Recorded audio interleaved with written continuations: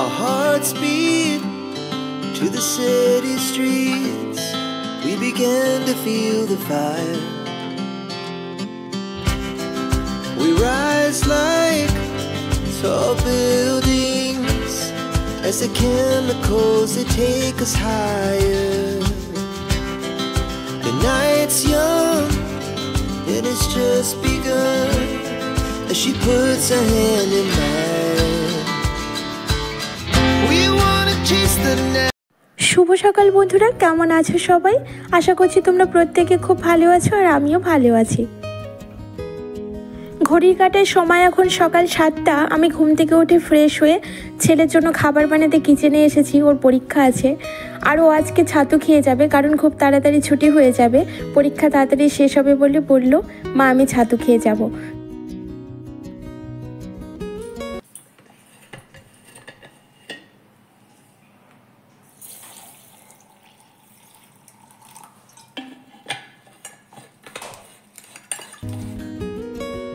এখন যেহেতু একটু গরম গরম পড়েই গেছে, সেহেতু কিন্তু ছাতু সকালবেলা খাওয়া যেতেই পারে।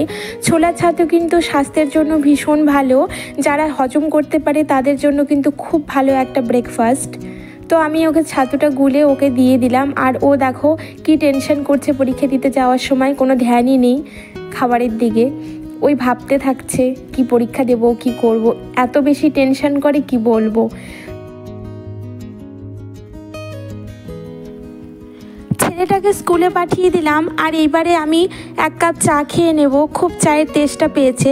তো তার আগে দেখছি আমি বিস্কিট ঢালা নেই একটুও, একটা দুটো পড়েছিল, সেই জন্য বিস্কিটটাকে আগে ঢেলে নিচ্ছি। আর আমার এই ডাব্বাটার মধ্যে 2-3টে প্যাকেট আমি একসঙ্গে বিস্কিট ঢেলে রাখি। সেটা 2-3 রকমেরও হতে পারে বা এক রকমেরও হতে পারে, তাহলে অনেক দিন আর বিস্কিট ঢালতে হয় না, আমার খুব সুবিধে হয়। তো বিস্কিট ঢালা হয়ে গেল আর 4টে বিস্কুট নিয়ে কালো ভুলুকে দিয়ে আসলাম। এইবারে দেখো আমার চাটাও হয়ে গেছে আর লিকার চা খাচ্ছি আদা দিয়ে। ভীষণ ভালো লাগে আদা চা খেতে সকালবেলা। তো আমার চাটা বানানো কমপ্লিট হলে আমি ব্রেকফাস্টটাও কমপ্লিট করে নেব। ভাবছি চায়ের সঙ্গে বিস্কিট নেব, টোস্ট নিয়েছি আর চাল ভাজা নেব। এটা দিয়ে আমি আজকে আমার ব্রেকফাস্টটা করব। তো চলো খেয়ে নিই।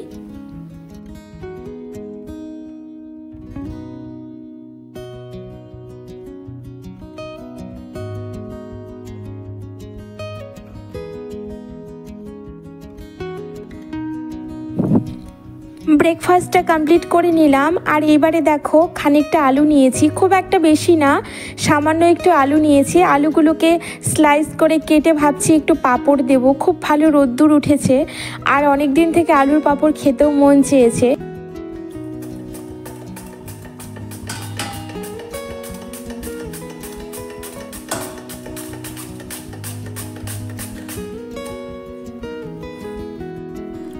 আলুগুলো কাটা হয়ে গেছে আর তারপরে ভালো করে কচলে কচলে ধুয়ে জল ঝরাতে দিয়েছি, সেদ্ধ করতে হবে।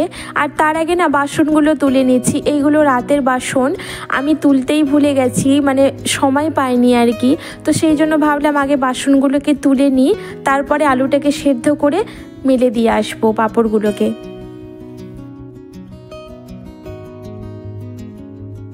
জানো তো বন্ধুরা, এই বাসন ওপর দেওয়া আর কড়াই মাজা, প্রেশার কুকার মাজা যে কী বিরক্তির একটা কাজ।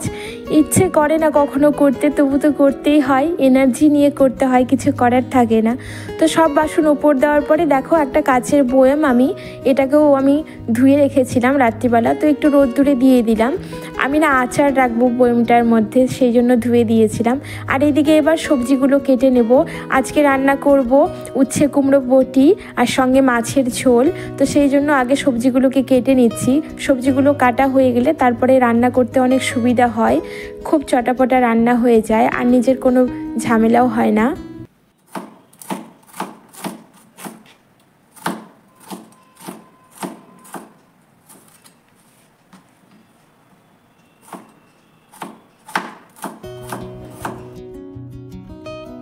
সব সবজিগুলো আমার কাটা হয়ে গেছে। এইবারে সবজিগুলোকে আমি ধুয়ে নেব, তারপরে রান্নাটা বসিয়ে দিব। আর আমি ভাতটাকে আগেই বসিয়ে দিয়েছিলাম, ভাতটা প্রায় হওয়ার মধ্যে, সামান্য একটু বাকি রয়েছে।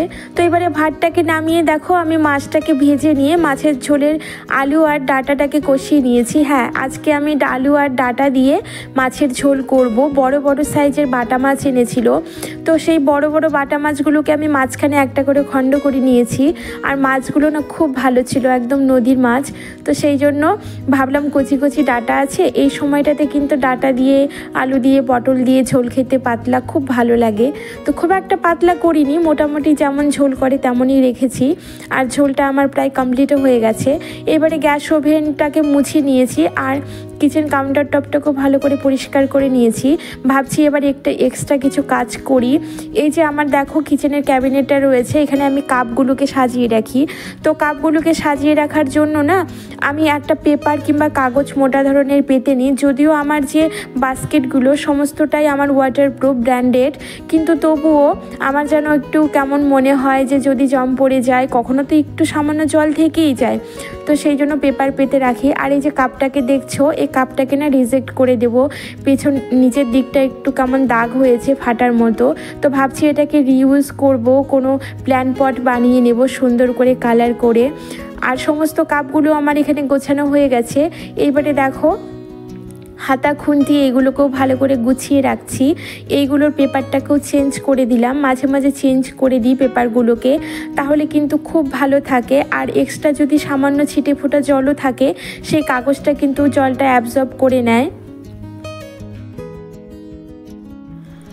কি কি রান্না করেছি চলো তোমাদের এক ঝলক দেখিয়ে দিই। এই দেখো এখানে উচ্ছে কুমড়ো বটি, যেটাকে ভাজা বলে, মানে আমরা ভাজা বলি এইদিকে, অনেকে উচ্ছে কুমড়ো বটিও বলে।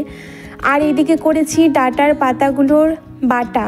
কচি কচি ডাঁটার পাতাগুলো একদমই ফেলিনি, সেইগুলো কালো জিরে শুকনো লঙ্কা রসুন দিয়ে ভালো করে ভেজে তারপরে বেটে নিয়েছি। এটা খেতে কিন্তু খুব ভালো লাগে গরম ভাতে। আর হাঁড়িতে রয়েছে ভাত, আর ওইদিকে তো মাছের ঝোল আছেই।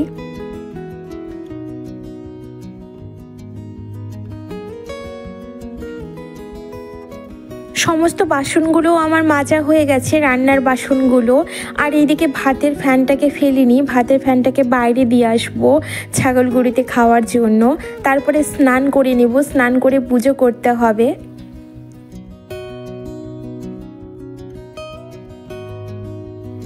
আমার স্নান করা কমপ্লিট হয়ে গেছে। আর আজকে সম্পূর্ণ চুলটাকে ভিজিয়ে স্নান করেছি।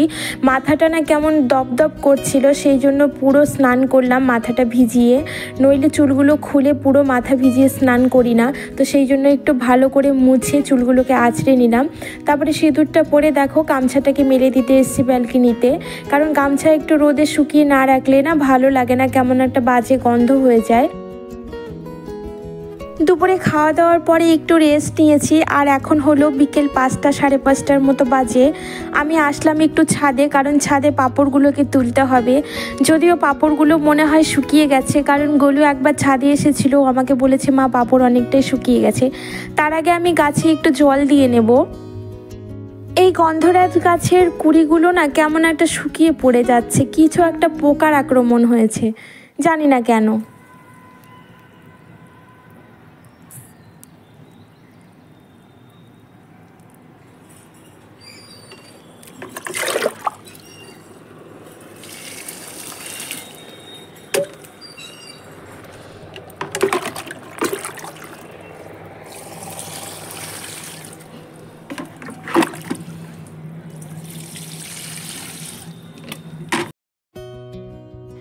সব গাছগুলোতে জল দিয়ে নিয়েছি। আর এই দেখো এই গাছটাতে বেশ কতগুলো কুড়ি এসেছে, কালকে অনেক কটা ফুল ফুটবে। আর এই দেখো আমার পাঁপড়ের অবস্থা, কি অবস্থা হয়ে রয়েছে, হাওয়াতে পুরো উল্টে পাল্টে রয়েছে। তো এই পাঁপড়গুলোকে এখন নিয়ে যাব। অনেক বালিও উড়ে এসেছে, কাঠ চাপা দিয়ে রেখেছিলাম চারিপাশে, নইলে নাইটিটা একদম বন্ধ হয়ে যেত। আর আমার কাঁচা এই নাইটিটার মধ্যেই মেলে দিয়েছিলাম পাঁপড়গুলো। তো এবারে পাঁপড়গুলোকে নিচে নিয়ে এসেছি, তুলে নেব সব পাঁপড়গুলো।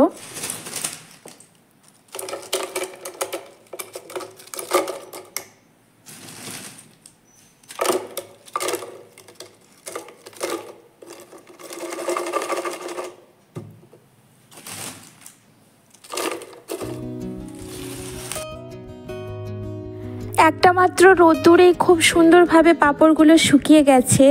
আমি ভেবেছিলাম হয়তো আর একটা দিন সময় লাগবে, কিন্তু না, খুব সুন্দরভাবে শুকিয়ে গেছে। তো দেখো, দুটো ডাব্বার মধ্যে রেখে দিলাম, একটা ডাব্বাতে হলো না, তো সেই জন্য আর একটা ছোটো ডাব্বাতে রেখে দিলাম। এই পাঁপড়গুলো আজকেই ভেজে খেয়ে নেব, কারণ খুব এক্সাইটেড কেমন হয়েছে। আর গোলু তো বলছে মা তাড়াতাড়ি আমাকে ভেজে দাও। তো চলো পাঁপড়গুলোকে রেখে দিয়ে তারপরে আমি একটু বাইরে বেরোবো। তো চলো বন্ধুরা, আজকে আমার ভিডিওটা এখানেই শেষ করব, আর বড় করব না, তোমাদেরও দেখতে বোরিং লাগবে। যদি আমার ভিডিওগুলো ভালো লাগে তোমাদের, তাহলে অবশ্যই লাইক করো, আমার পাশে থেকো।